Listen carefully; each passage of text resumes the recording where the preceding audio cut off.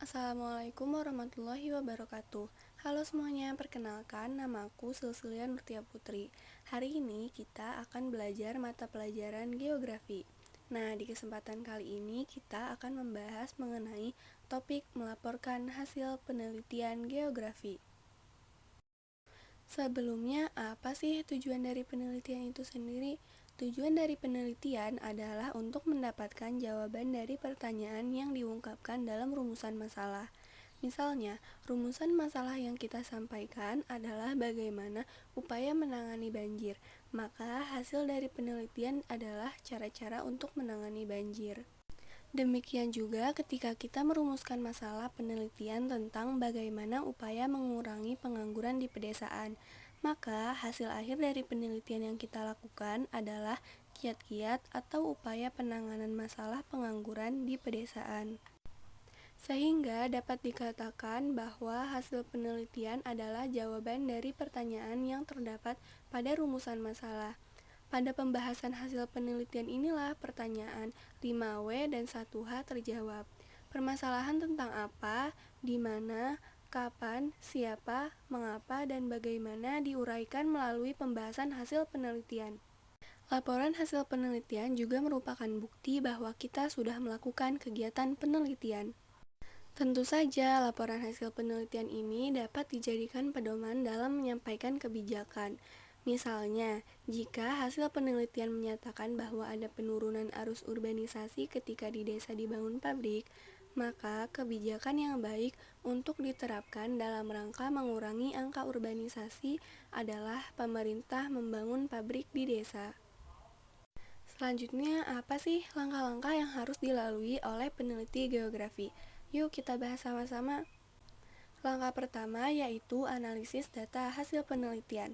Apa itu analisis data? Analisis data merupakan upaya yang dilakukan peneliti untuk mengorganisasikan, memilah, mengelola, mensintesis, mencari dan menemukan pola, serta memutuskan untuk disimpulkan sebagai temuan yang akan disampaikan kepada orang lain. Nah, ada dua model cara nih dalam menganalisis data hasil penelitian. Yuk kita bahas satu-satu. Model yang pertama yaitu analisis data kuantitatif. Secara umum, pengolahan data kuantitatif menggunakan analisis statistik. Dalam pengolahan data ini terdapat 3 tahapan yang harus dilalui. Tahap pertama yaitu pengolahan data. Pada tahap ini, peneliti mencermati kembali catatan-catatan data-data untuk keperluan proses pengolahan yang meliputi proses editing dan proses coding atau kode. Proses editing yaitu penelitian kembali catatan-catatan yang dikumpulkan dari lapangan, sedangkan proses coding atau kode yaitu proses mengklasifikasikan data dalam kelompok-kelompok berdasarkan macamnya. Tahap selanjutnya yaitu pengorganisasian data. Dalam tahap ini, yang dilakukan adalah memasukkan data dalam tabel frekuensi maupun tabulasi silang. Hal ini dilakukan untuk memulai menghitung hasil sesuai dengan kelompok hasil coding. Dalam pengorganisasian data, ada 2 jenis tabel yang sering digunakan, yaitu tabel frekuensi dan tabulasi silang. Tahap terakhir yaitu penemuan hasil. Pada tahap ini, peneliti mengolah data yang sudah dikelompokkan dengan statistik, misalnya menggunakan mean untuk menghitung rata-rata, modus untuk menghitung nilai yang sering muncul, dan median untuk mengukur nilai tengah. Banyak penghitungan yang digunakan untuk menentukan hasil penelitian. Nah, dari hasil itulah peneliti dapat mengambil kesimpulan. Untuk lebih jelasnya, berikut adalah alur analisis data statistik dalam pengolahan data. Ketiga tahap ini saling terkait antara satu dengan yang lainnya. Jika pada tahap pengolahan data terjadi kesalahan, maka akan mempengaruhi tahap pengorganisasian data dan tahap penemuan hasil penelitian. Oleh karena itu, dalam tahap pengolahan data, hendaknya perlu kecermatan, ketelitian, dan kejelian terutama dalam pengolahan data statistik. Berikut ini merupakan contoh pengolahan data kuantitatif yang menggunakan hitungan angka. Mengolah data hasil penelitian tentang kepemilikan hewan ternak di suatu kelurahan yang mengambil sampel sebanyak 40 keluarga. ke dalam distribusi frekuensi. Tabel 1 ini merupakan tabel distribusi frekuensi kepemilikan hewan ternak di Kelurahan Pedalangan, Kecamatan Banyumanik tahun 2017. Bisa kita lihat bahwa jumlah kepemilikan hewan ternak sebagai nilai X dan jumlah keluarga sebagai nilai frekuensinya. Tabel 2 ini merupakan hasil olah data dari tabel pertama. Pada kolom pertama terdapat jumlah kepemilikan hewan ternak sebagai nilai X. Kolom kedua merupakan jumlah keluarga sebagai nilai frekuensi. Dan di kolom ketiga terdapat persentase perolehan nilai. Nah, dari ketiga kolom tersebut, kita dapat melihat dan mengetahui jumlah kepemilikan hewan ternak paling sedikit, jumlah kepemilikan hewan ternak paling sering dimiliki atau modus, dan jumlah kepemilikan paling banyak. Untuk menghitung mean atau rata, yaitu angka rata-rata dari seluruh nilai yang ada dalam data atau unit yang kita teliti, yaitu dengan menggunakan rumus berikut ini. M sama dengan sigma Fx per N, dengan keterangan sebagai berikut. M sama dengan mean atau nilai rata, X sama dengan nilai atau jumlah kepemilikan, sigma sama dengan jumlah, F sama dengan frekuensi nilai, dan N sama dengan banyaknya frekuensi. Tabel 3 ini merupakan hasil olah data Fx kepemilikan hewan ternak di Kelurahan Pedalangan, Kecamatan Banyumanik tahun 2017. Pada kolom pertama terdapat jumlah kepemilikan hewan ternak sebagai nilai X. Di kolom kedua terdapat jumlah keluarga sebagai nilai F, dan di kolom terakhir terdapat Fx.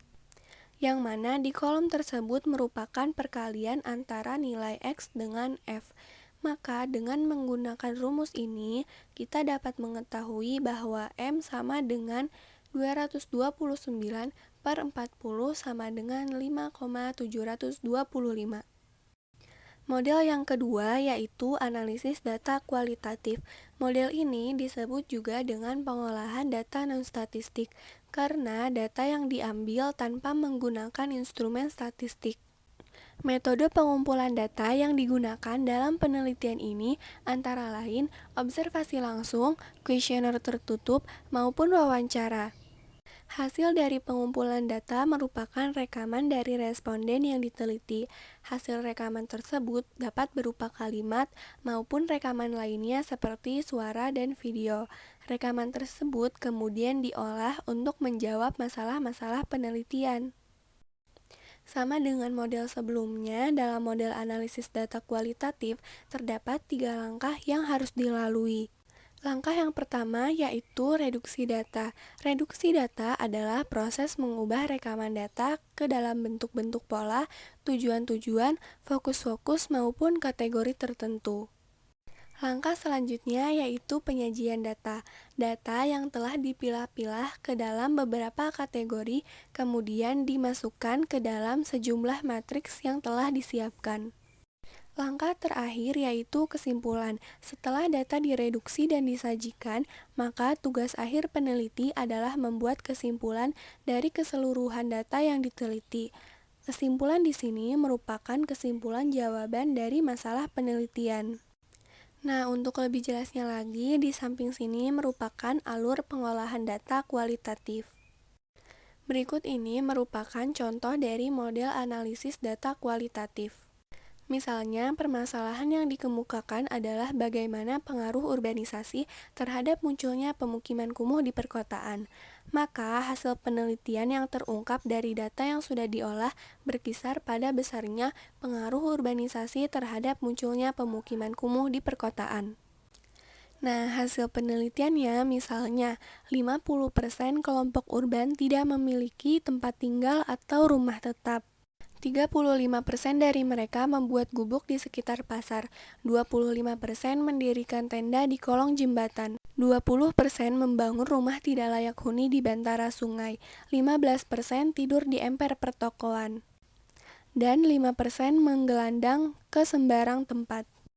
Meski contoh dipaparkan pada slide ini merupakan penelitian sosial, tetapi untuk penelitian geografi, data tersebut harus tertuang juga pada peta. Peta dapat berupa persebaran tempat hunian bagi kelompok urban, sehingga dalam peta tersebut juga menggambarkan daerah-daerah kantong permukiman kumuh di suatu kota. Sekian pembahasan mata pelajaran geografi mengenai melaporkan hasil penelitian geografi. Kurang lebihnya mohon maaf. Wassalamualaikum warahmatullahi wabarakatuh.